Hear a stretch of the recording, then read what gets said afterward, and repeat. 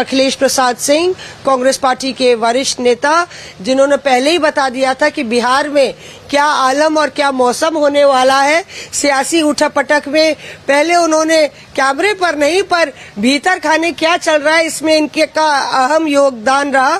तो राज्यसभा के सांसद हैं, ये दोनों नेता हमारे साथ रहेंगे, जुड़ेंगे। पर सबसे पहले चर्चा करते हैं इस भारत जोड़ो यात्रा में क्या जो गणित है वो बैठ रही है राहुल गांधी के लिए। देखिए, राहुल गांधी 150 दिन चलेंगे।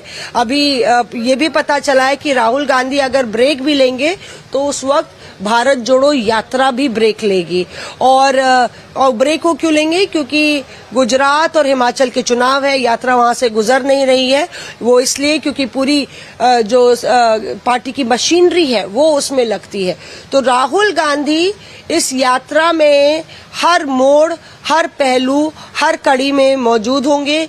ये साफ कर दिया गया है। अगर 1-2 दिन के लिए वो प्रचार के लिए जाएंगे तो यात्रा भी जहां पे है वहीं पर ब्रेक लगा लेगी, न्यूट्रल पर भी नहीं रहेगी।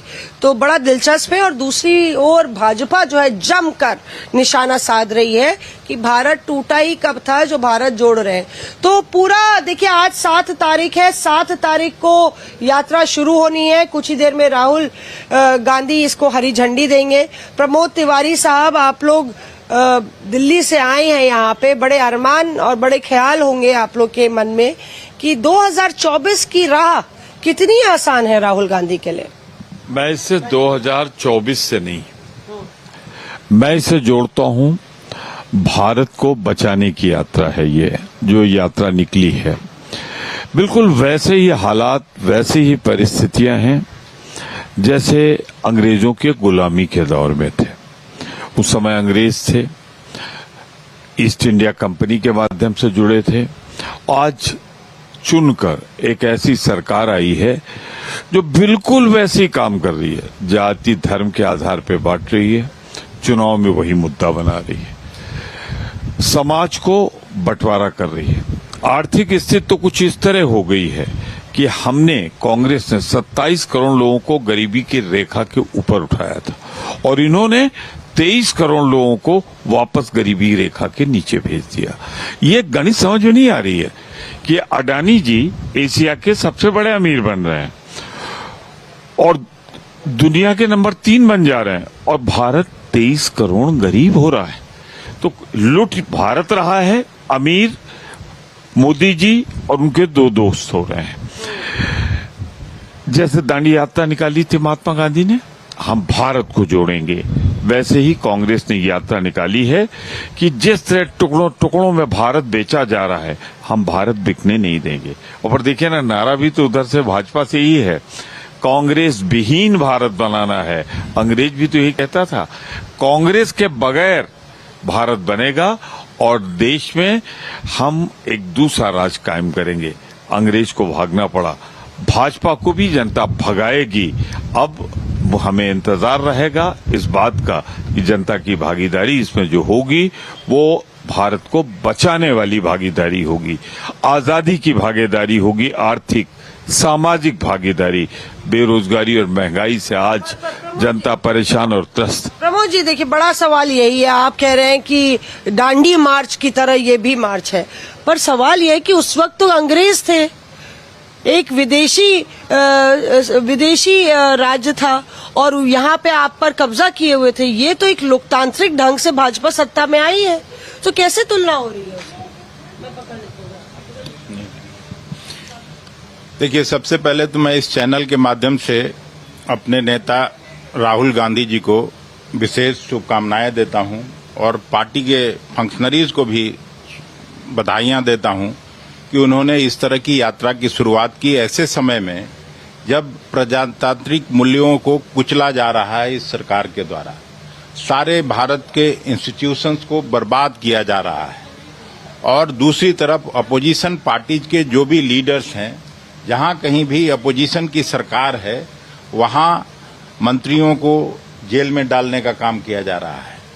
वहां पे लीडर्स को ईडी और सीबीआई का भय दिखाया जा रहा है। जब संसद चलता है, हम लोग कोशिश करते हैं कि महंगाई पर बहस हो, दूसरे बेरोजगारी पर बहस हो, दूसरे मुद्दों पर, कृषि पर चर्चा हो, लेकिन उस चर्चा में भाग लेने का भी समय अपोजिशन पार्टीज को नहीं दिया जाता है। दिया जाता है कितना? ठीक है, हम लोगों की संख्या बल में की कमी आई है। 40 मिनट में कांग्रेस पार्टी अपनी बात कह के खत्म करे, 5 मिनट 10 मिनट और दूसरे रीजनल पार्टीज को मिलता है। तो ऐसे में कोई दूसरा रास्ता नहीं है अपोजिशन पार्टी के लिए, और खास करके कांग्रेस पार्टी का इतिहास ऐसा है जो स्वतंत्रता संग्राम का इतिहास रहा है, स्वतंत्रता दिलाने का इतिहास रहा है। उस पार्टी का नैतिक दायित्व बनता है कि प्रजातांत्रिक मूल्यों को, प्रजातंत्र को कैसे बचाया जाए, जमहूरियत को कैसा बचाया जाए।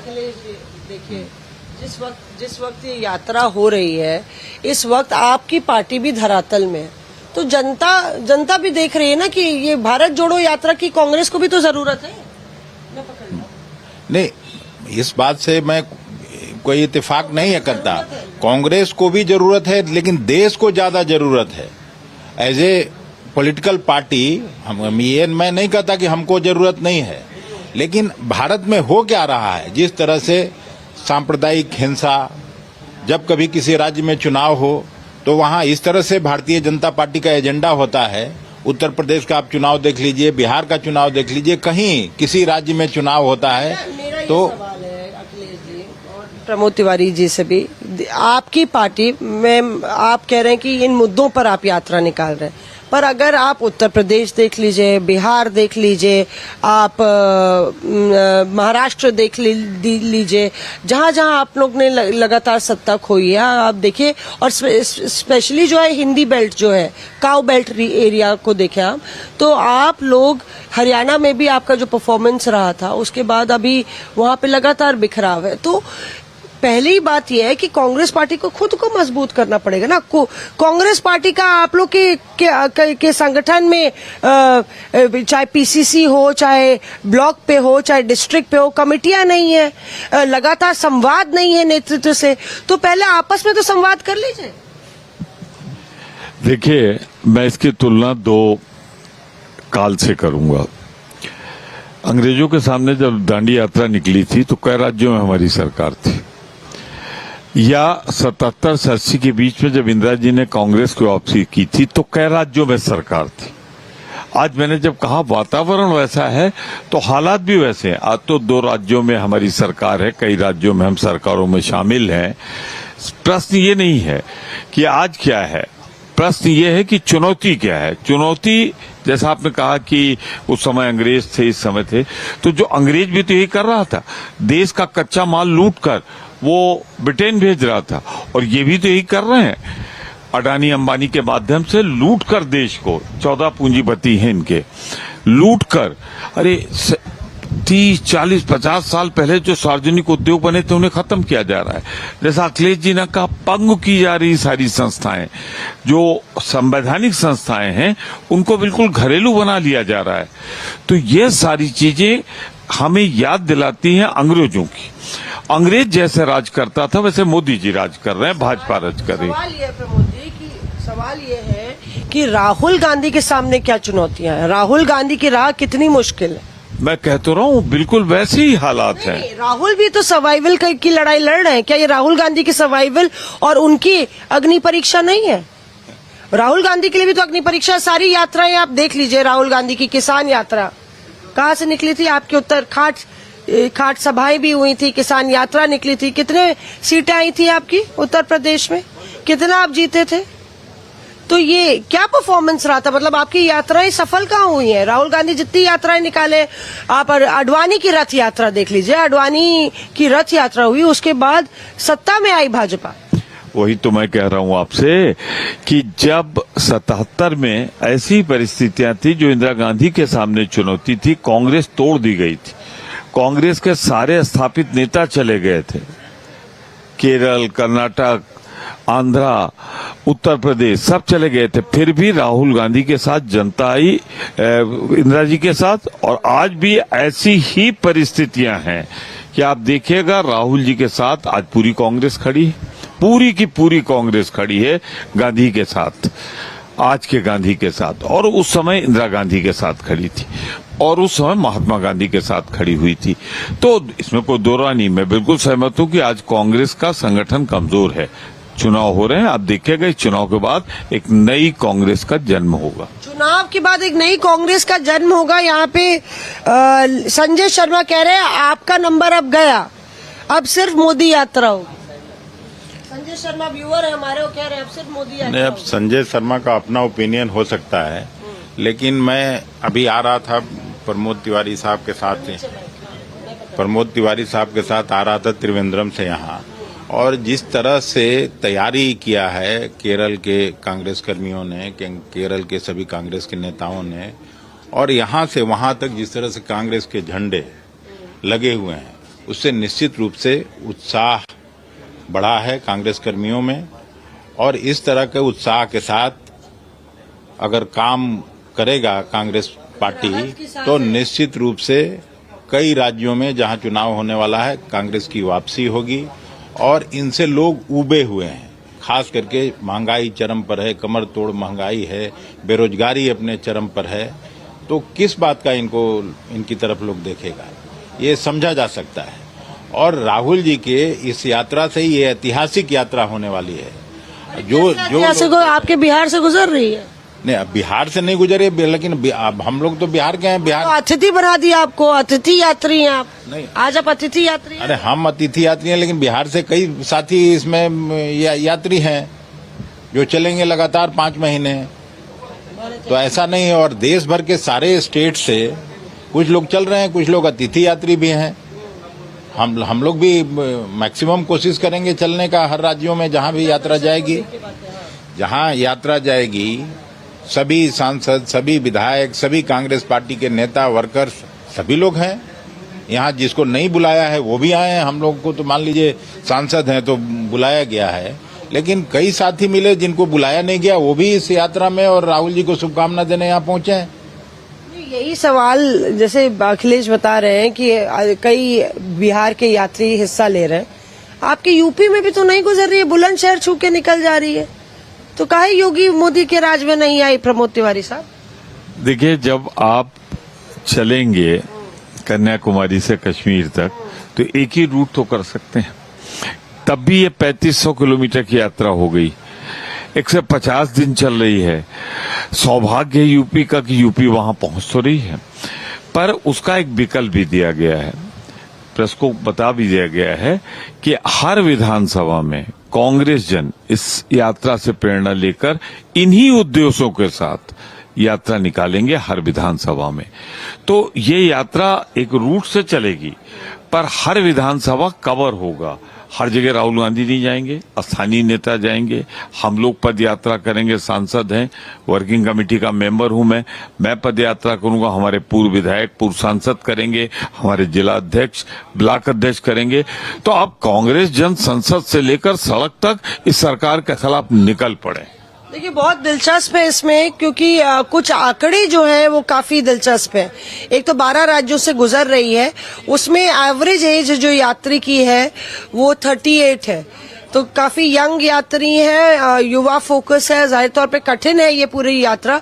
दूसरी जो 4 महीने लगाए गए पूरी यात्रा की डिटेल्स वर्कआउट करने में, उसमें ये देखा गया कि कौन से रूट पैदल चले जा सकते हैं। कई ऐसे रूट्स हैं जहां पे पैदल चलना मुश्किल है या बहुत ज्यादा क्राउडेड है, यात्रा नहीं निकल सकती, तो वो एक बड़ा मुद्दा था। और इसीलिए ये रूट, कांग्रेस का कहना है कि ये ऐसा रूट निकाला गया जिसमें आप पैदल चल सकते हैं। कांग्रेस कह रही है कि इस पूरी सदी की ये इकलौती ऐसी सबसे लंबी यात्रा है। उसका कहना है कि 3,000, 3,500 कुछ 70 किलोमीटर की ये यात्रा, कभी नहीं ऐसा हुआ कि इस तरह से पैदल चली गई हो।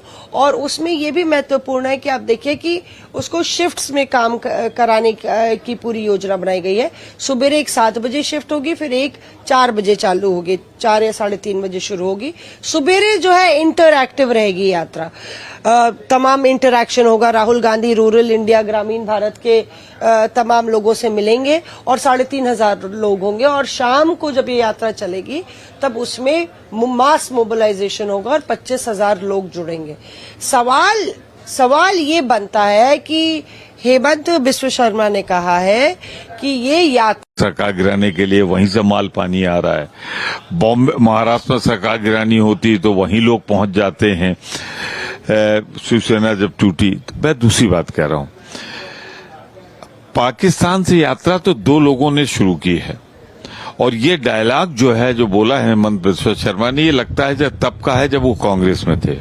एक यात्रा याद करिए, जब गए थे जिन्ना की समाधि पर भारतीय जनता पार्टी के तत्कालीन राष्ट्रीय अध्यक्ष आडवाणी जी, और दूसरी हवाई जहाज रुकवा के जबरदस्ती लैंड अगर कोई किया था तो वो आज के उनके भगवान मोदी जी बिन बुलाए पहुंच गए थे। जन्मदिन था नवाज शरीफ साहब का, बेटी की शादी थी, तो ये दो लोगों ने अपनी यात्रा शुरू की थी और दोनों भाजपा के हैं, जिसमें आप पहुंच गए। लगता है डायरी का वो पन्ना आपने उलट लिया था जो कांग्रेस के दिनों में लिखा गया था। तो मैं ये कहूंगा, पाकिस्तान से प्रेरणा कोई लेता है और चीन से कोई थर थर कांपता है तो वो मोदी और मोदी की पार्टी। क्या आप क्या कहेंगे, क्योंकि लगातार जयराम रमेश ने खलनायक बुलाया है कि बीजेपी का खलनायक है हेमंत व बिस्वा शर्मा, पर हेमंत का एक पॉइंट है कि भाई आप यूनिटी की बात कर रहे हैं, हम लोग का भारत एक सशक्त भारत है, पूरी दुनिया की नजरें हमारे भारत पे है, और आप भारत जोड़ो यात्रा नहीं, खलनायक हो या नहीं हो इस पे मैं कोई टीका टिप्पणी नहीं करूंगा, लेकिन वो अपने ओछे बयान और ओछे हरकत के लिए जाने जाते हैं। सरकार बदलनी हो, अभी ठीक ही कहा इन्होंने, इसी तरह के न्यूज लगातार उनके बारे में आता है मीडिया के द्वारा, और देश उनको इसी रूप में जानता है कि कैसे किसी दूसरी पार्टी को बर्बाद किया जाए, कैसे किसी विचार को कुचला जाए, कैसे कांग्रेस को कमजोर किया जाए, या दूसरे जो रीजनल पार्टीज हैं उसमें उनका बीजेपी इस्तेमाल कर रही है। बाकी वो कोई ऐसा आरएसएस परिवार के आदमी नहीं थे, वहां जब गए हैं तो इन्हीं सब गुण के कारण और पैसे के बदौलत वहां पहुंचे हैं। आप ये कह रहे हैं कि हेमंता की क्वालिफिकेशन थी कि वो कांग्रेस को गरियाएंगे और इस तरह के बयान देंगे जिससे उनका प्रमोशन हुआ भाजपा। तो कांग्रेस में तो एक ठीक है, मंत्री जरूर बने थे, मुख्यमंत्री बनने की चाहत में ही तो कांग्रेस छोड़े थे, और जेल जाने के डर से कांग्रेस छोड़े थे। यही था ना, और तो कुछ दूसरा था नहीं। यहाँ भी चाहते थे कि जो कांग्रेस के मुख्यमंत्री हैं उनको हटा के उनको मुख्यमंत्री बना दिया जाए, नहीं तो हम छोड़ देंगे। यहाँ भी यही करते थे, तो यही तो उनका व्यक्तित्व है। यही व्यक्तित्व है, और जिस तरह से अगर देखें तो भाजपा भी लगातार इस बात को कह रही है कि पहले तो कांग्रेस को भ्रष्टाचार छोड़ना पड़ेगा।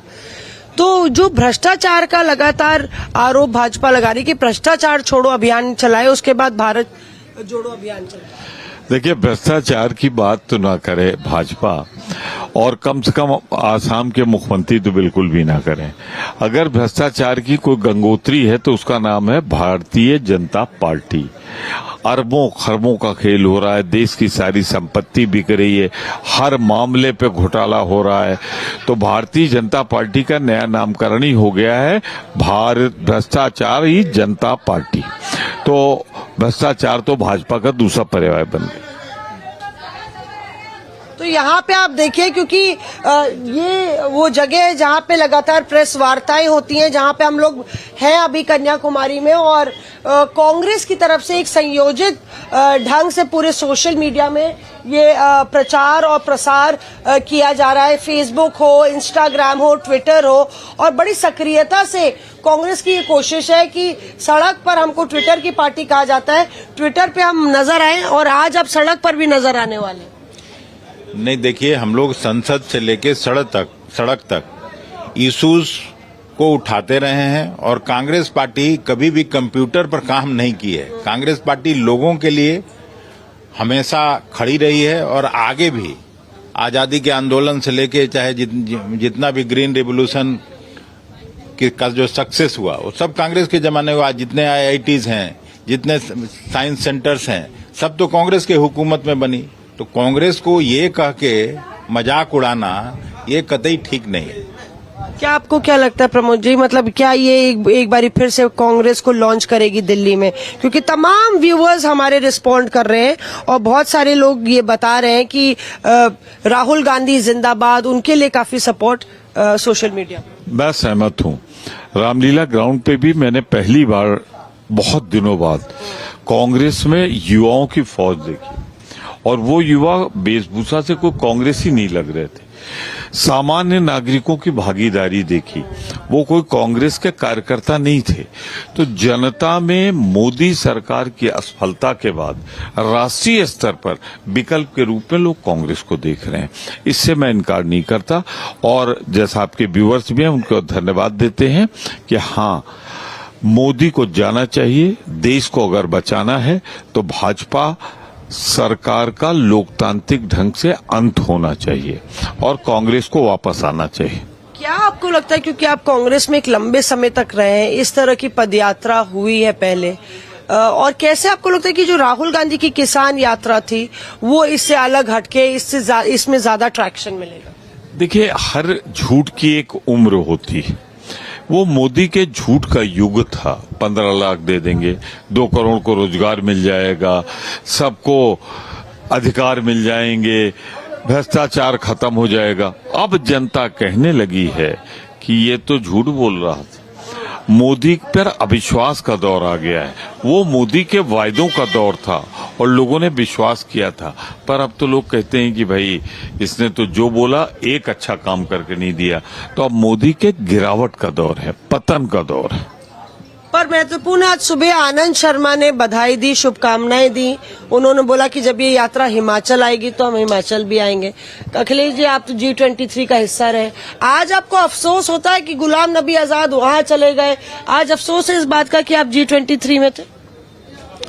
देखिए, उस समय की परिस्थिति अलग थी और कांग्रेस को सुधारने के लिए निश्चित रूप से कांग्रेस के नेता इकट्ठा हुए थे, पत्र लिखा था। और अब जब जो आज गुलाम नबी आजाद साहब पार्टी छोड़ के चले गए तो अब उनके बारे में क्या बात करना। लेकिन ऐसा नहीं है कि सारे लोग कोई कांग्रेस के ये मुखालफत कर रहे थे, कांग्रेस को मजबूत देखना चाहते थे। तो आज आपको लगता है आज आपकी शिकायतें दूर हो गई? आप जब पार्टी एक्टिविटी कर रही है, Rahul ji main stream politics का आज यात्रा शुरू कर रहे हैं, तो हम लोगों को निश्चित रूप से प्रसन्नता है और सब लोग आ रहे हैं। नीतीश कुमार आए थे, तो क्या नीतीश कुमार राहुल गांधी की राह आसान करेंगे? नीतीश कुमार दिल्ली आए थे, मुलाकात भी हुई उनकी। नीतीश कुमार जी भी अब मोदी जी को हटाने में अपनी प्रमुख भागीदारी कर रहे हैं और उनकी भूमिका होगी। 40 में एक सीट भी बीजेपी का वहां जीतना मुश्किल है। तो आपको लगता है कि बिहार में जो है सफाया होने वाला है भाजपा? निश्चित रूप से सफाया होगा। और अगर नीतीश और राहुल गांधी के इक्वेशन की बात करें, क्योंकि आप बिहार की पॉलिटिक्स को अच्छी तरह से जानते हैं, क्या गणित बैठती है? नीतीश काफी प्रशंसक रहे, राहुल गांधी नीतीश कुमार की पॉलिटिक्स। देखिए, वो भी समाजवादी पृष्ठभूमि के व्यक्ति रहे हैं, सेकुलर पॉलिटिक्स करते रहे हैं, भारतीय जनता पार्टी के साथ भी थे, तब भी उन्होंने कभी भी सेकुलरिज्म को नहीं छोड़ा। तो वो निश्चित रूप से राहुल जी को और के पॉलिटिक्स को, राहुल जी के विचारधारा को मजबूती प्रदान करेंगे, इसको मैं मानता हूं। और क्या इस पूरे मुलाकातों के दौर में और गुफ्तगू में जो नीतीश कुमार कर रहे हैं अखिलेश यादव से लेके बाकियों से, इस पूरे दौर में कहीं ना कहीं राहुल गांधी फोरफ्रंट पे रहेंगे? देखिए, मैंने जो कहा था दोहराता हूं, दौर होता है वो मोदी के झूठ का, जुमलों का, वायदों का दौर था जिसे जनता ने विश्वास किया था। अब धीरे धीरे जनता ने कसौटी पे कस लिया। महंगाई, बेरोजगारी, बिकता हुआ टुकड़ों टुकड़ों में हिंदुस्तान के संस्थान, सारे संवैधानिक संस्थानों पर कब्जा, समाज में बांटवारा करके अपना आखिरी हथियार भी भाजपा ने चल दिया है। तो कुल मिला के अगर आप देखें तो अब जनता के समझ में आ गया कि अब सही समय आ गया। अगर हमने मोदी को नहीं हटाया तो न हमारा संविधान रहेगा, लोकतंत्र रहेगा और न देश का ये स्वरूप रहेगा।